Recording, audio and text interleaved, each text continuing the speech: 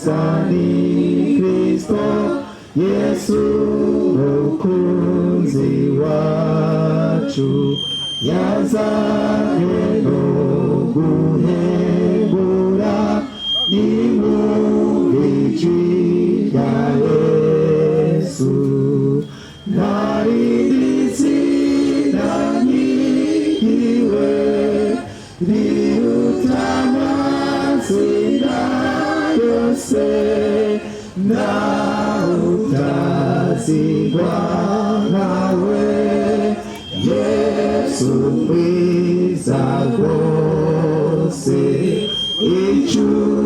icyubahiro niciwe nimuze tumwizere mu izina ry'umukiza mu izina rya Yesu narinizina nyigiwe riruta amazina yose na utazigwa nkawe Yesu mwiza rwose. Turavuga ariko uvura n'Imana. Munyibutse ejo twize indwara y'iki? Ego urakoze cyane warakurikiranye. Hariho umuvandimwe yasabye arambwira ati turifuza yuko wotwigisha ku ndwara ya hemoroide, indwara y'igisokoro. Muri uyu mugoroba rero niyo ndwara tugiye kwigaho. Tugiye kwiga ku ndwara y'igisokoro, hemoroide. Indwara y'igisokoro rero ni imwe mu ndwara zibangamye kandi zitoroshe kandi zitera ububabare bwinshi cyane, Imana itore cyane.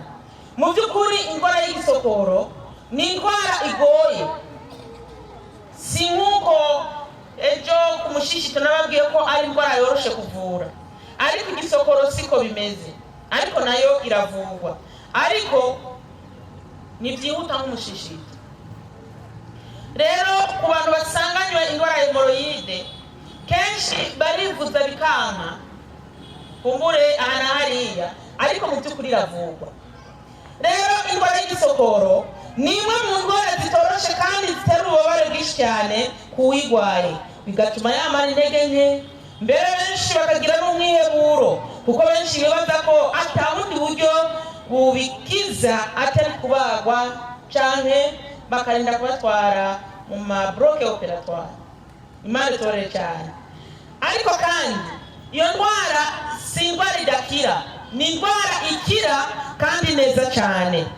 Umuntu rero baca yibaza ati mbega indwara y'igisokoro cyangwa hemoroide yoyo ni iki? Hariho nk'abantu ngikumbure ari irya mbere bayumvise. Iyi ndwara ni indwara irangwa n'ibyimba by'umutsi wo mu gihimba gisohora umwanda mukuru. N'umutsi ubyimba kandi bigatera rimwe na rimwe iyo ugiye ku mwanda mukuru kuvirirana, ugiye ku mwanda mukuru hakaza amaraso cyane. Ugiye kwituma aho kugira ngo haze umwanda mukuru ugasanga hasohotse amaraso. Mu isanzwe ni indwara ibangamye cyane. Rimwe na rimwe mu ntango nta bubabare uyigwaye abafise, biba bizi uko nyene yagenda ku mwanda mukuru agasanga ahantu yagiriye umwanda mukuru harimo amaraso kandi menshi. Hari ubwoko bubiri bw'indwara ya hemoroide cyangwa y'igisokoro. Ubwoko bwa mbere ni igisokoro cyo hanze cyangwa hemoroide externe. Ubundi bwoko bwa kabiri ni igisokoro cy'indani, iyo bita hemoroide interne. Ubu bwoko bwose rero nta na bumwe bworoshe, yaba icy'indani n'icyamaze gusohoka bwose ntibworoshe, ariko amahirwe aba ahari ni uko umuntu ashobora kuvurwa kandi agakira. Hari ibintu rero byinshi bitera indwara y'igisokoro. Ikintu cya mbere ni ukumara igihe kinini utaja ku mwanda mukuru. Niwabona umunsi umwe, iminsi ibiri, iminsi itatu iheze udashobora kuja ku mwanda mukuru, ntuze wijajare, kubera yuko uko kugumbiza ukamara iminsi udasohora umwanda mukuru biragukwegera izindi ngaruka, cyo kimwe n'indwara y'igisokoro. Bantu uzi yuko ufite ikibazo cyo kutituma neza, kora ibishoboka byose usohore umwanda mukuru nk'uko bitegerezwa. Turi kumwe kaye? Ikindi kintu gishobora kwituma ni ukwama wicaye ukicara nk'abantu bakora mu biro bakamara igihe kirekire cyane birirwa bicaye badashobora gutambuka. Nimba akazi ukora kadusaba kuguma wicaye, zucishamo muri pose utambuke n'amaguru, utembere, imitsi yawe igororoke. Uretse ko atari yonyine ndwara iterwa no kwicara, hariho n'izindi ndwara nyinshi uzogwara, nk'akarorero indwara y'imitsi. Kindi gikunda gushika ku bantu bamara umwanya munini bicaye, kugwara umugongo udahera, ukumva wamara umugongo udahera. Rero abantu b'Imana, nimba uzi yuko akazi ukora akazi kagusaba kwicara umwanya munini, za uwicara ariko ucishemo utembere kugira ngo amaraso ashobore gutembera neza. Kindi kintu gishobora gutera indwara y'igisokoro ngiye kuvuga ni ku bakenyezi bibungenze. Bivanye n'ubunini bw'umwana cyane, ukuntu igitereko kigenda kiraguka, kirashobora gutuma amara yegerana, ugashobora kugira icyo kibazo. Kindi kintu gishobora kubituma n'abantu banywa inzoga. Abantu banywa inzoga nabone barakarirwa cyane n'indwara y'igisokoro. Kindi kintu gishobora kwitera na karonda, ugasanga mu muryango hari abantu nka 10 cyangwa 20 basanzwe barwaye iyo ndwara. Wowe rero niba uzi ko mu muryango wawe harimo icyo kibazo, uca ukora ibishoboka byose nawe uyirinde, birashoboka. Imana itore cyane. Hariho abantu bakunda kurya ibyo kurya by'ubwoko bumwe, ndavuga nk'akarorero ubugari bw'ibigori, umuceri, ibyo biri mu ndya zigumye. Ku bantu babifungura ni byiza iyo uri kurabifungura ko uza urabiguzaguza cyane, kandi ukaza urabivanga n'ibintu by'imboga na cyane cyane by'icyatsi kibisi. Ataruko naho ugakoresha ibyamwa, nubwo ubuzima buzimbye uzoducishamo rimwe na rimwe wihereza imboga cyane ibyamwa. Hariho rero ibimenyetso bimwe bimwe biranga hemorrhoide interne cyangwa igisokoro cy'indani. Icya mbere ni ugusasatwa ahaca umwanda mukuru, ukumva umenga woshirayo urutoki ukaguma wiyagaza, cyo bita demangezo. Gusasatwa no kwakaka mu gihimba gisohora umwanda mukuru. Kindi kimenyetso nari nakivuze ni ukuvirirana amaraso ugiye ku mwanda mukuru, aho witumye ugasanga hariho amaraso, ugasanga nta bubabare na bumwe ufise, mugabo ugiye kwituma ahantu witumye ugasanga umenga huzuye amaraso. Kuba ku gisokoro cyamaze gusohoka cyane hemorrhoide interne, hariho umutsi, agatsi gasohoka gaciye mu gihimba gisohora umwanda mukuru. Kandi iyo ugiye ku mwanda mukuru urababara cyane, hamwe wumvise ushatse kwituma ukamenga wokoma induru kubera ububabare. Kindi haraja ko utuntu tumeze nk'udukomere ku gihimba gisohora umwanda mukuru, ku buryo rimwe na rimwe usanga umenga wo kwiyagaza kandi kenshi iyo uyagaje ucukomereka. Ni ukuvuga haba hariko udukomere. Ikindi kimenyetso ufise ububabare budasanzwe mu gihimba gisohora umwanda mukuru. Hari hagati kasohotse, hari udukomere kandi n'ububabare nabwo uba buhari. Tugiye kurabira hamwe mu gihe wafise iyi ndwara imeze uko umuti wokoresha.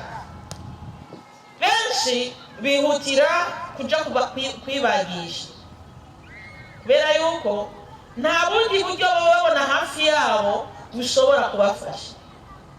Burya ndababwiza ukuri, abantu bamaze kurwara iyi ndwara biragoye kwihanganira kubera yuko umuntu ayirwaye aba afise ububabare bantu b'Imana buteye ubwoba, abababaye cyane.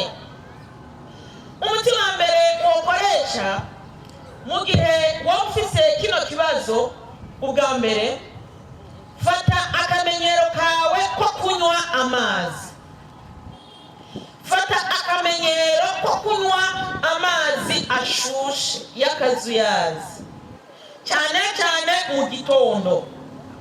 Ufata akamenyero ko kwama uzuranywa ibikombe 2 by'amazi y'akazuyazi mu gihe wowe ufise ibiro 60 kuduga. Urashobora no gukoresha igikombe kimwe mu gihe wowe utarayamenyera, ariko si ibyo byonyine ayo mazi afasha. Arafasha kandi amazi ashushe y'akazuyazi mu gatondo cyane cyane no ku bantu bafite ikibazo cy'imitsi yazivye. Mu gihe wowe uzi ko imitsi yawe ikubabaza na cyane cyane uri kuratambuka ukumva ibinyanya mu maguru, urashobora gufata uwo mugenzo wo kuzuranywa amazi y'akazuyazi. Kindi kintu cya kabiri wokoresha nk'umuti kandi nabonye bifasha cyane ni umutobe wa rowe. Ibyo nababwiye ukuntu ushobora kuwutegura ntibigoye. Umutobe wa rowe utuma amara yoroherwa, umwanda mukuru ntusubire kuza ugumye ukaza worosha. Muri ubwo buryo gusohoka biroroha, bica bituma kandi nubwo kagatsi kaba kabyibye karasohotse kadashobora kubangamirwa n'umwanda mukuru usohotse. Rero ufata ibiyiko 3 mu gatondo, 3 saa sita, 3 mu ijoro. Mu gihe wabona yuko ufashe ibiyiko 3 uca wituma cyane mbere ukagomba gucibwamo, uca ugabanya ugafata ibiyiko 2 mu gatondo, 2 saa sita, 2 mu ijoro. Ku bantu bamaze kugira hemorrhoide externe bokoresha ibi bikurikira.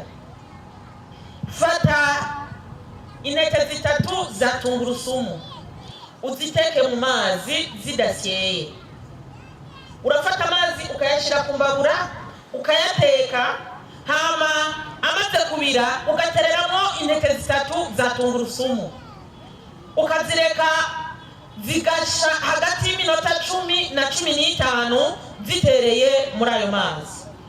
Uca uzikuramo ukazishira zigahora, hama ukazisya.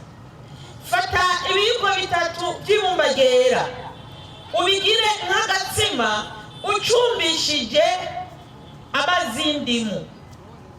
Ibiyiko 3 ubicumbishe amazi y'indimu, cha uvanganya na ya tungurusumu yawe wari washize ku ruhande. Umaze kubigira agatsima, cha utora ikibabi cyiza c'ishu. Ufate kagatsima kawe ugashire ku kibabi c'ishu, utugenda urabe ahantu heza wicareko kuri rya bomba. Nukuvuga ngo urabe neza na neza yuko rya bomba rifatanye neza na neza no kuri kagatsi kamaze gusohoka. Urabe ko hatumberanye neza na neza n'ahazanana umwanda mukuru. Umare hagati y'isaha n'amasaha 2. Urashobora kubutora mu mwanya wo kwicara uwo mwanya ungana nk'uko. Iyo ugiye kuryama uca ubikora nk'agatsima, hama ugahomeka ahandi hantu hawe, hama ukarenza ko ikintu gituma bidatsibuka, hama ukiryamira ukabirarana nta kibazo na kimwe. Kindi kintu wokoresha ni aloe. Genda ufate ikibabi cha aloe ugisaturemo kabiri, hama urondere akantu kameze nk'urutoki, kajya akantu kera, ukokora hirya no hino, usigarane akantu kameze nk'urutoki ariko wakuye ko kajya kababi k'inyuma gasa n'urwatsi rubisi. Cha ufata ka kantu kangana nk'urutoki, nk'ingingo y'urutoki, umere nk'uyinjiza mu gihimba gisohokana umwanda mukuru, ariko ntuyinjije cyane, uyishyira ahantu ushobora kugakorako, inyuma y'amasaha 3 uca ugakurako ukagata. Ibyo birafasha cyane ku bantu basanganywe indwara y'igisokoro. Ariko kandi mu gihe uzoba uri kurakoresha uyo muti, uhamagarirwa kunywa icyayi gikozwe muri ibi bintu bikurikira. Rondera igisuru, urondere isederi nimba woyibona, kuko isederi nayo iri mu bintu bivura cyane indwara y'igisokoro. Urondere kandi icanda. Hari abantu batazi akamaro k'icanda. Icanda gifite akamaro kenshi cyane, ku buryo abantu baramutse bamenye icanda ntiwosubira kuri cako, uribonye wogenda uritahanye ukarigira nk'umugenzi wawe. Mbere mu bihugu byinshi icanda bararirimbye barigira nk'imboga, baza bararirya nk'irengarenga, uretse mu Burundi gusa, kumbure n'ahandi, ariko henshi bariteka no kurya nk'irengarenga. Ikindi kintu woca uvanga ni romare. Ariko mu gihe woba uva amaraso mu gihe ugiye ku mwanda mukuru, romare ntabwo woyishyiramo kuko yotumuva cyane. Ikindi kintu wokwifashisha ni amababi ya moringa. Ibyo bintu uca ubiteranya byose ukabigira icyayi, ukaza urafata ikiyiko kimwe mu gikombe cy'amazi ashushe, ukarindira bigahora, hama ukarya. Hama ku bantu bashobora kuronka intete z'isederi, murabona amasederi murama muyabona, nta bintu byibumbatse bimeze nk'ibyamwa byayo murabona, bijya n'umuti ukomeye cyane cyane, aho uzokibona uzoca ugitora ugitahane muhira ugisye uzura kinywa, kuko ni umuti ukomeye cyane. Naho washobora kuronka ifu yayo uragisya cyane ukazokigurira ahantu hose babidandaza, kuko ahantu henshi badandaza imiti kama barabidandaza. Hama ni kwa kundi nyene ni ikiyiko kimwe mu gikombe cy'amazi ashushe, ukabikora mu gatondo no ku mugoroba. Iyo miti yose rero urashobora gukoreshamo 2 cyangwa 3, kandi byose bigenda neza. Nuko rero Mana nyene amahoro ishishikare kutugirira neza mu izina rya Yesu. Hoba hari umuntu yagize ikibazo kuri kino kintu?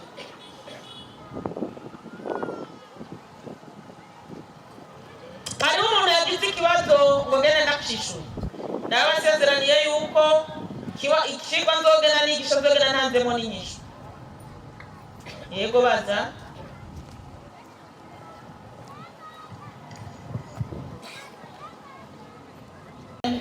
Ikibazo kiri kujya muti wa mbere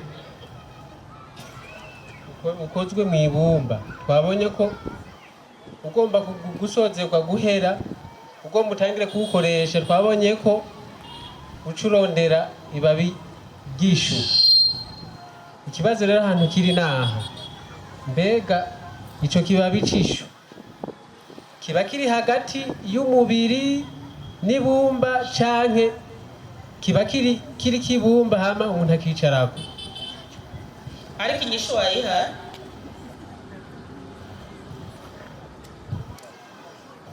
navuze zibiri, kiba kiri hagati y'umubiri n'ibumba canke kiba kiri hasi bumba hama umubiri. nibaza ko abantu bose babikurikiranye ikigwa bo kwishura.